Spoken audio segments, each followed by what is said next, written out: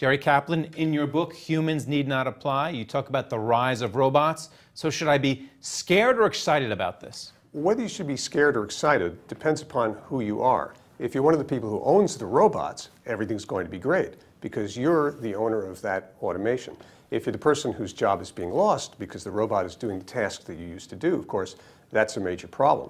So this kind of automation is driving a lot in the way of income inequality because the people who have the capital are the ones who are able to deploy these sorts of devices. Well, we'll talk about income inequality in a second. First, I want to learn more about artificial intelligence and how much these robots can actually think.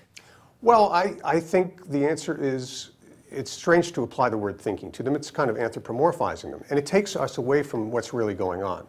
This is new technology, and it's a new form of automation. And it's going to devastate labor markets. And on the other hand, it's going to make us a great deal more wealthy and more efficient in a lot of ways. So what's really happening is that robots that used to be confined to the factory floor are basically getting eyes and ears and the ability to engage in certain simple kinds of reasoning. And once you do that, you can take those robots and move them out into the field where they can work in human environments alongside people and begin to do tasks that normally require human attention, such as bricklaying and painting, digging ditches, just a whole broad range of manual labor, simply because those machines can now see, and so they can manipulate things in that environment. And if you're a human who is worried about losing his or her job because of these newly thinking and even feeling robots, what should you be doing in this economy right now? Well, what you should be doing is thinking about what kinds of skills you want to have that are not going to be automatable. There are different kinds of jobs. The kinds that are repetitive or they're based upon simple manipulations of objects, the typical manual labor that you see, those are the jobs which are well defined and there's a particular goal for doing them. Those are the kinds of jobs that are going to be automated. But if you're in the kind of a job where interpersonal relations are important, or where in chaotic environments, or where you're engaged in a wide variety of different activities that you have to adapt to, we're a long way from building machines that can deal with those kinds of environments. So students today who are thinking about jobs in their futures, they need to change their education plans. And this is something you talk about in the book. You talk about a job mortgage program to help people get ready for this environment. Can you talk about that? Sure. Well, there are two parts to this, really. One of them is the kinds of what we should be training people to do. So let me give you a few seconds on that, if I could. Today, mostly we teach people to be laborers, to work in some kind of profession in the normal sense of having a job and laboring. Instead, in the future, we really need to be training a new generation of sort of mini entrepreneurs and mini investors, because we're moving from a labor-based economy to an asset-based economy. So the management of those assets is going to become increasingly important, something you guys know a great deal about here at the Street, versus the people who are actually performing tasks of some kind.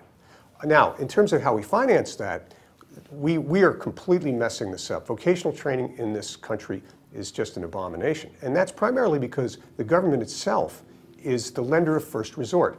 And we talk about investing in education, but that's not really what's going on. What's going on is the government's giving you money to go to any school to study whatever you want to study. And then, oh, you got out? Great, come on, pay it back. Well, investment means you need to have an ROI. And the government is not looking at what that ROI is. We need to privatize this system, in a concept that in my book, Humans Need Not Apply, we call a job mortgage.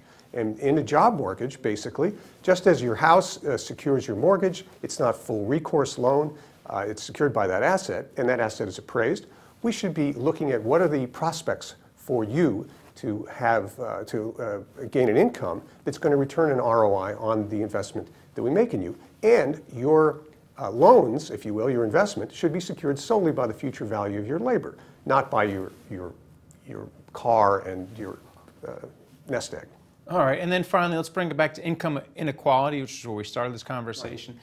So talk about robots, and will they narrow the inequality we've been hearing about in the country, and we're going to hear more about as the presidential campaign goes on, or it's going to expand it? Well, the simple answer is it's going to make it a lot worse, because what we're seeing is that in the struggle between labor and capital, robots are capital. They're really just automation. They're not people coming to steal our jobs. They're investment in automation. And that, the benefits of that are going to accrue to the people that have the assets.